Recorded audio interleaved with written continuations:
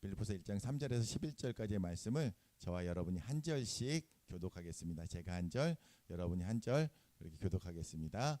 내가 너희를 생각할 때에 나의 하나님께 감사하며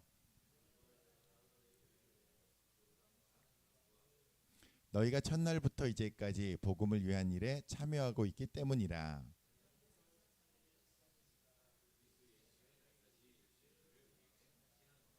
내가 너희 무리를 위하여 이와 같이 생각하는 것이 마땅하니 이는 너희가 내 마음에 있음이며 나의 매임과 복음을 변명함과 확정함에 너희가 나와 함께 은혜에 참여한 자가 됨이라.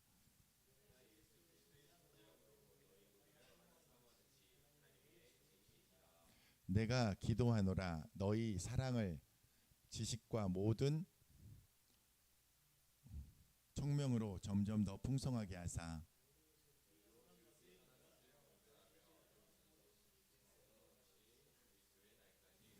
11절은 다 같이 예수 그리스도로 말미암아 의의 열매가 가득하여 하나님의 영광과 찬송이 되기를 원하노라. 아멘. 오늘 주신 말씀을 가지고서 우리 조나단 전사님 나오셔서 진정한 사랑의 의미라는 제목으로 말씀 나눠주시겠습니다.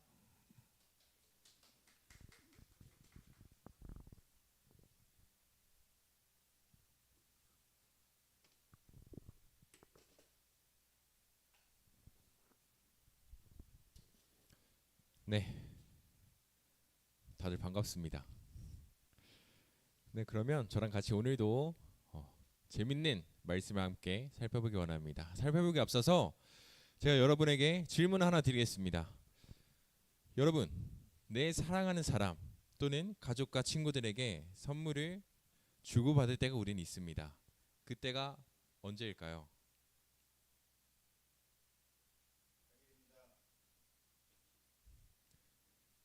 언제라 생각하십니까?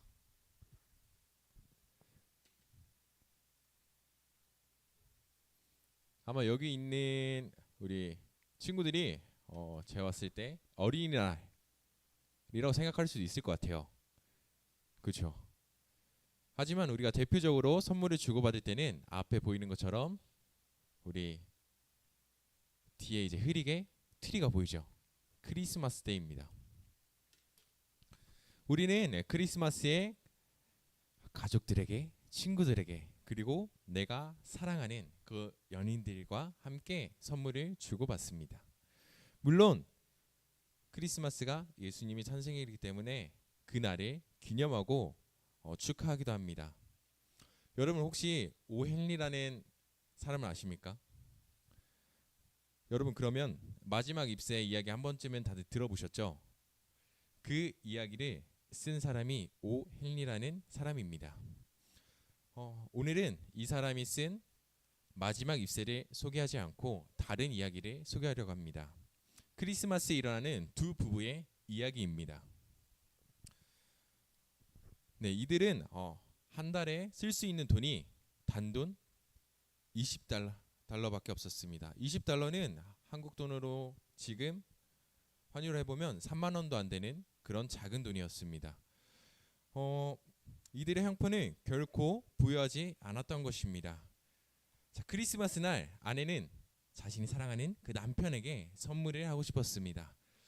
그래서 자신의 수중에 있는 돈을 확인했지만 2달러가 안 되는 1달러 87센트의 돈밖에 없었습니다. 하지만 아내는 거기서 포기하지 않고 남편의 선물을 사기 위해서 집 밖으로 나가서 이곳저곳 돌아다니면서 선물을 찾으러 나갑니다. 그렇게 돌아다니던 중에 마침 마음에 드는 선물을 찾게 됩니다. 그 선물은 바로 시계였습니다. 하지만 이 선물을 사기 위해서는 돈이 부족했습니다. 그래서 이 아내가 이 남편의 선물을 사기 위해서 했던 것은 자신의 머리카락을 잘라서 팔게 됩니다. 자신의 머리카락을 잘라서 팔아서 그 선물을 사서 집으로 이제 돌아왔는데 남편이 퇴근하기만은 기다리면서 맛있는 음식도 준비하면서 기다리고 있었습니다. 하지만 남편의 표정이 퇴근하고 왔을 때 남편의 표정이 아내가 생각하고 기대하고 있었던 그런 표정이 아니었습니다. 이거는 기뻐하는 표정도 아니었고 또 실망하는 표정도 아니었습니다. 그 이유는 바로 이 여자의 상태를 보면은 우리는 짐작할 수 있습니다. 이 여자가 남편의 선물을 사기 위해서 어떻게 했죠? 자신의 머리카락을 잘랐습니다. 하지만 이 남편 또한 이 아내를 위해서 크리스마스 선물을 준비하게 왔는데 그 선물은 평소 아내가 가지고 싶어 했던 보석이 박혀 있었던 머리핀이었습니다. 그렇기 때문에 이 남자는 마냥 좋아할 수만은 없었던 것이었죠. 결국 이 이야기는 서로의 그런 오해 상황을 이제 풀므로써 해피엔딩으로 끝나게 됩니다. 저는 이 부부의 서로에게 준 그 선물에 대해서 단순히 물질적으로 우리가 핸드폰이면 핸드폰이다, 시계면 시계라고 보는 것이 아닌 다른 시점으로 봐야 된다고 생각합니다. 그것은 이따가 뒤쪽에서 설명하겠습니다. 오늘 말씀의 첫 부분입니다. 함께 읽겠습니다. 시작. 내가 너희를 생각할 때마다 나의 하나님께 감사하며. 자, 빌립보서는 바울이란 사람이 빌립보 교회라는 곳에 편지를 보낸 그런 내용입니다. 바울은 현재 감옥에 갇혀 빌립보 교회 성도들과 떨어져 있는 그런 상태였습니다. 그럼에도 바울은 빌립보 교회를 생각할 때마다 나의 하나님께 감사한다라고 표현하고 있습니다. 자, 앞에 보이는 유카리스테오라는 그런 언어는 헬라어 언어입니다. 유카리스테오는 감사와 축복의 의미로 쓰이며 좋은 선물을 받았다라는 뜻으로 해석할 수 있습니다. 바울은 비록 몸은 멀리 떨어져 있었지만 찾아가서 만날 수 없는 그런 상태였지만 그들에게 복음을 전하던 때를 회상하고 있었습니다. 그리고 빌립보 교회가 바울을 지원하기 위해 보내준 선물에 대한 감사를 편지 내용에 쓰면서 그 영광을 하나님께 돌리고 있는 것이죠. 그렇다면 바울은 왜 우리가 앞에 볼 수 있듯이 하나님께 감사하며가 아닌 나의 하나님이라고 표현을 했을까요? 바울은 전능하신 하나님이 바로 나의 하나님이 되신다는 것을 알고 있었기 때문에 우리가 오늘 읽었던 것처럼 나의 하나님께 감사하며로 표현하고 있는 것입니다.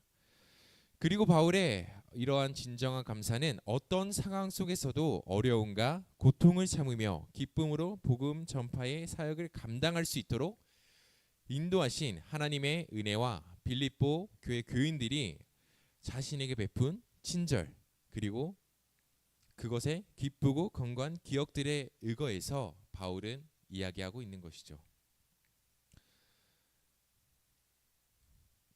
4절 말씀입니다. 함께 읽어볼까요? 시작. 간구할 때마다 너희 무리를 위하여 기쁨으로 항상 간구함은. 간구할 때마다 그리고 항상 간구함은 이라고 표현하고 있습니다. 우리는 먼저 간구라는 단어를 살펴보기 원합니다.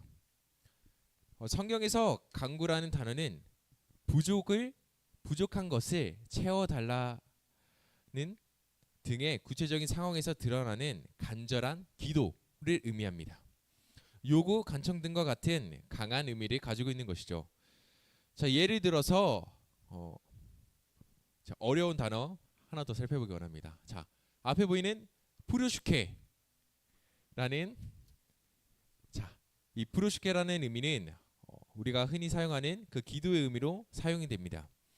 자, 하나님을 향한 일반적인 기도라는 의미로 사용되는 것입니다. 하지만 바울이 했던 그 간구의 기도, 간구함이라고 표현하고 있는 이 간구는 이 푸르슈케가 말하는 일반적인 기도보다는 더욱 간절한 창원적 기도를 나타내고 있는 것입니다. 자, 여기서 재미있는 것은 바울은 기쁨으로 간구했다라고 이야기하고 있습니다. 그것을 빌립보 교회를 위해 드렸던 바울의 간절한 기도의 이면에는 기쁨이 내재되어 있었다라는 것을 우리가 측측해 볼 수 있습니다. 바울이 빌립보 교회를 향해 기뻐할 수 있었던 원인은 크게 몇 가지로 볼 수 있습니다. 주 안에서 빌립보 교회가 자신과 풍성한 교제 가운데 든든히 서가고 있는 그런 모습을 통해서, 또는 바울을 위해 끊임없이 기쁨으로 헌금을 보내주어 그리스도의 고난 가운데 동참한 것 등과 같은 이런 행동들이 바울에게는 기쁨이 되었을 것입니다. 바울은 당시 로마의 그 감옥에 갇혀 있는 상태로 앞날이 예측할 수 없었습니다. 또한 빌립보 교회도 여러 가지 어려운 상황에 직면해 있는 그런 상태입니다. 그럼에도 바울은 기쁨에 넘쳐 있었다라고 오늘 우리가 읽었던 그 본문 내용에서는 이야기하고 있습니다. 어떻게 그럴 수 있었을까요? 그 해답을 우리 빌립보서 1장 28절을 통해서 알아보기 원합니다. 함께 읽겠습니다. 시작. 무슨 일에든지 대적하는 자들 때문에 두려워하지 아니하는 이 일을 듣고자 함이라. 이것이 그들에게는 멸망의 증거요 너희에게는 구원의 증거니 이는 하나님께로부터 난 것이라. 아멘. 바울의 이 기쁨은 믿음으로 어려운 환경을 극복하고 하나님과 함께하는 가운데 얻는 참된 구원의 기쁨입니다. 또 여기서 특별한 것은 이러한 바울의 기쁨의 간구는 바울이 자기 자신을 위해 한 그런 간구가 아닌, 자신이 아닌 빌립보 교회 그 교인들을 향한 그런 간구였습니다. 그렇다면 빌립보 교회 교인들을 향한 바울의 기쁨의 간구를 하나님께 드릴 수 있었던 이유는 무엇일까요? 오늘 5절 말씀입니다. 함께 읽겠습니다. 너희가 첫날부터 이제까지 복음을 위한 일에 참여하고 있기 때문이라. 바울이 그렇게 간구할 수 있었던 이유는 바로 빌립보 교회가 복음 안에서 지속적인 교제 때문이라고 이야기하고 있는 것입니다. 자, 여기서 5절의 그 앞부분을 보게 되면은 첫날 그리고 이제까지라는 표현을 사용하고 있습니다. 여기서 첫날은 빌립보 교인들에게 바울이 처음으로 복음을 전했던 그때를 의미합니다. 그리고 이제까지는 그 첫날로부터 이제까지 바울이 감옥에 갇혀서 이들에게 편지를 보내는 이제까지, 현재 상황까지를 이야기하고 있는 것입니다.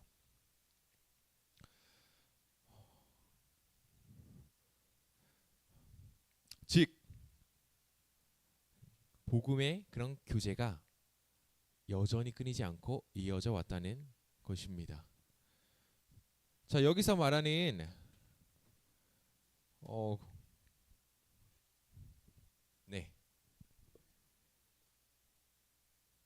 자, 다시 한번 살펴보기 원합니다.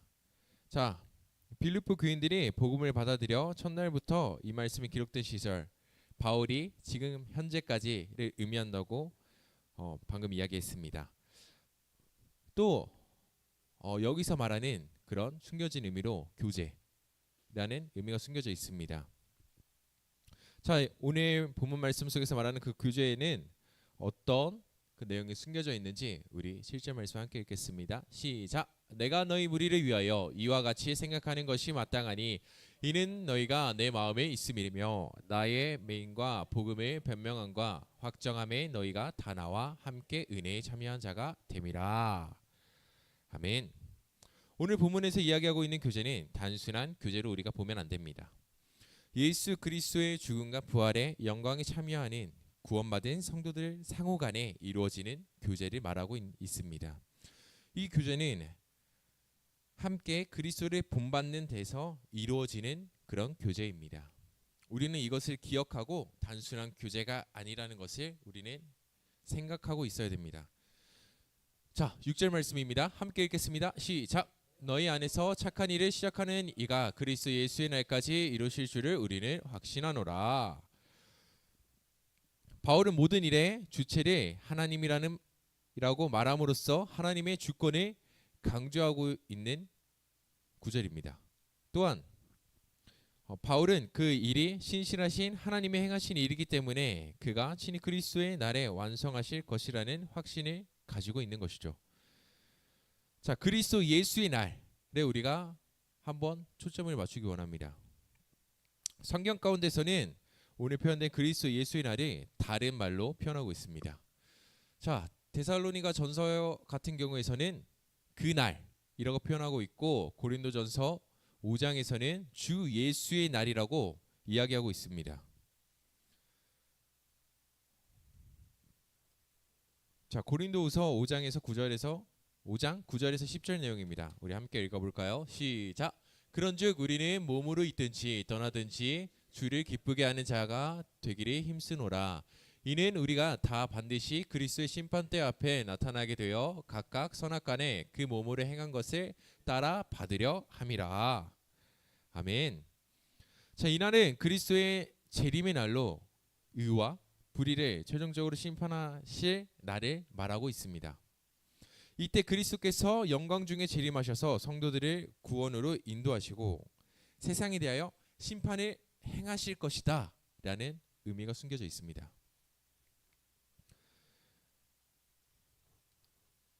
자, 6절에서 말하는 우리 마지막 부분, 확신하노라 라는 부분을 짚고 넘어가기 원합니다.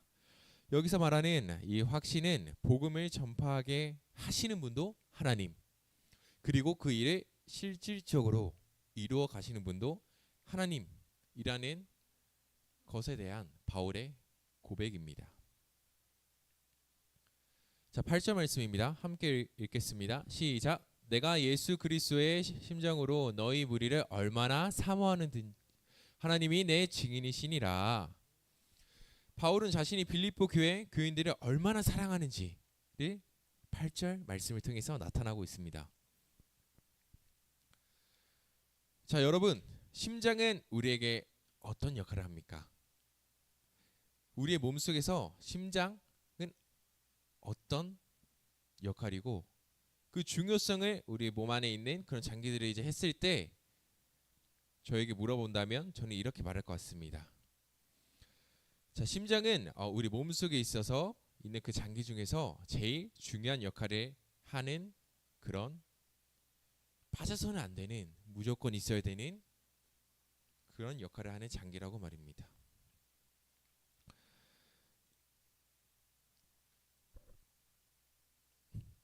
자, 하지만 성경에서는 이 심장을 단순한 장기가 아닌 애정, 자비, 연민의 정 등과 같은 상징적인 의미로 사용합니다. 자, 이제 아까 이야기했던 그 크리스마스 그 선물에 대한 그 이야기, 그 부부가 서로에게 줬던 그 선물에 담고 있는 의미를 살펴보기 원합니다. 저는 이 부부의 이야기를 보면서 이들이 서로에 대한 사랑은 단순한 그런 연인과의 그런 사랑이 아닌 자기 자신까지도 희생할 수 있는 그런 조건이 없는 사랑이라는 사실에 대해서 저는 발견할 수 있었습니다. 바울에게 있어서 빌립보 교회 또한 이들과 마찬가지였을 것입니다. 바울의 이런 애정은 예수 그리스도 안에서 시작되었고 그분 안에서 지속되고 있음을 우리에게 보여줍니다. 하나님께서 우리를 사랑하셔서 그의 독생자 아들이신 예수님을 보내주신 것 또한 우리를 향한 조건 없는 사랑입니다.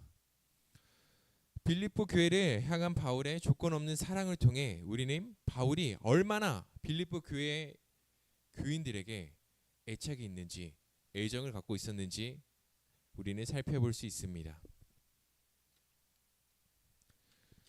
자, 9절에서 11절 말씀을 살펴보기 원합니다. 먼저 9절만 한번 함께 읽겠습니다. 시작. 내가 시키노라 너희 사랑을 지식과 모든 증명으로 점점 더 풍성하게 하사. 9절 말씀은 빌립보 교회가 사랑이 풍성해지기를 바라는 바울의 그런 첫 번째 기도 내용이었습니다.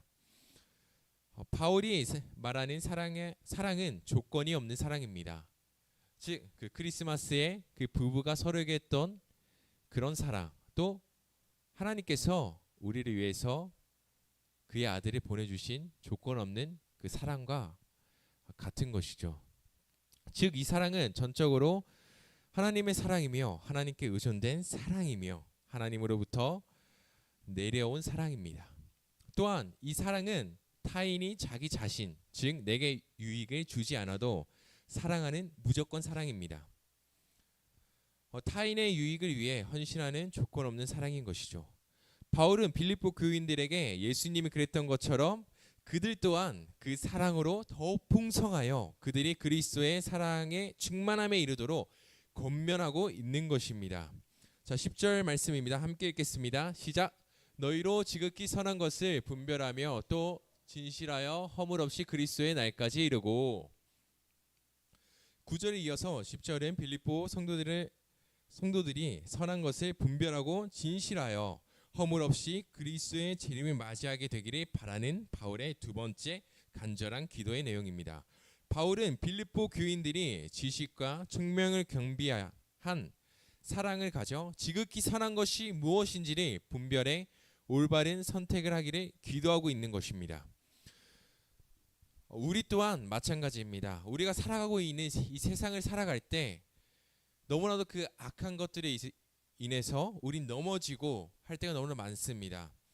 우리 또한 바울이 빌립보 교회 교인들에게 권면했던 것처럼 선한 것을 분별해 조건 없는 하나님의 그 사랑을 기억하고 올바른 선택을 할 수 있도록 도와달라 하나님께 기도로 구하며 나아가야 됩니다.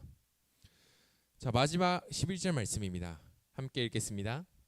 예수 그리스도로 말미암아 의의 열매가 가득하여 하나님의 영광과 찬송되기를 원하노라. 여기서 말하는 의의 열매, 그것은 성령의 9가지 열매를 가리킵니다. 갈라디아서 2장 22절에서 4절까지의 내용입니다. 제가 읽어드리겠습니다. 오직 성령의 열매는 사랑과 희락과 화평과 오래 참음과 자비와 양성과 충성과 온유와 절제 이 같은 것을 금지할 법이 없느니라. 그리스도 예수의 사람들은 육체와 함께 그 정욕과 탐심을 십자가에 못 박았느니라. 성령의 열매는 모두 성령의 능력으로 변화된 인격의 증거입니다. 그리고 이는 하나님과 올바른 관계를 형성함을 통해 나오는 열매를 의미합니다. 하나님의 도움 없이 개인의 노력으로 성령의 열매를 절대로 맺을 수 없습니다. 그러기에 바울은 예수 그리스도로 말미암아 라는 표현을 사용함으로써 이런 성령의 열매는 자신의 개인의 그런 노력이나 생각으로 되는 것이 아닌 그리스도로 말미암아 이루어진다는 것을 말하고 있는 것이죠. 바로 생명의 원천이신 예수 그리스도의 능력을 받아야만이 성령의 열매를 맺을 수 있다는 것을 이야기하고 있는 것입니다. 자, 말씀을 마무리하겠습니다. 사랑하는 여러분, 아까 나눴던 이야기 속에 부부의 자기 자신조차도 상대방을 위해 희생했던 조건 없는 그런 사랑의 모습을 우리가 본받길 소망합니다. 그리고 우리를 향한 조건 없는 하나님의 사랑을 기억하고 우리 또한 오늘 본문 말씀 속 바울이 빌립보 교회 교인들에게 그랬던 것처럼 우리 또한 아직 주님의 복음의 소식 듣지 못한 우리의 이웃들에게 또 우리의 가족과 친구들과 사랑하는 그런 여인들을 우리 하나님께 기쁨으로 간구하며 나아가기 원합니다. 그리고 그리스도의 능력을 구해 의의 열매, 즉 성령의 열매를 우리 각 사람 한 사람 한 사람이 맺기를 소망합니다. 열매를 맺은 것에서 우리는 끝나면 안 됩니다. 우리는 열매를 맺음으로써 하나님께 찬송을 돌리고 하나님의 영광을 나타내야 된다는 것이죠. 그것이 우리의 삶 속에서 하나님이 우리에게 주신 조건 없는 사랑을 믿는 것이며 예수님을 우리의 참된 구원자시라는 것을 우리가 인정하고 고백하는 것입니다. 우리 함께 주님의 사랑을 누리며 함께 뜨겁게 기쁘게 주님께 전심으로 간구하며 나아가는 우리 순자교회 성도님들 되길 주의 이름으로 축복합니다.